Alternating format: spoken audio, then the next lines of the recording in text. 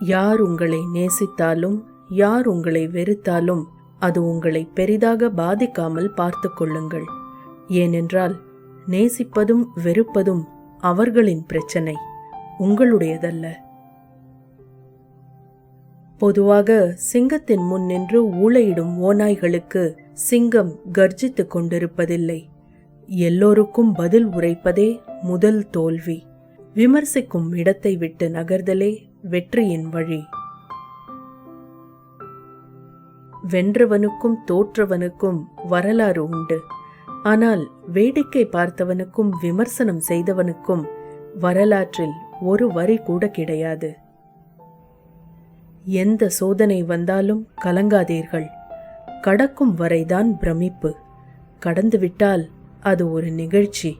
காலமே அனுபவங்களை தந்துவிட்டு பிரச்சனைகளை எடுத்துக்கொள்ளும்.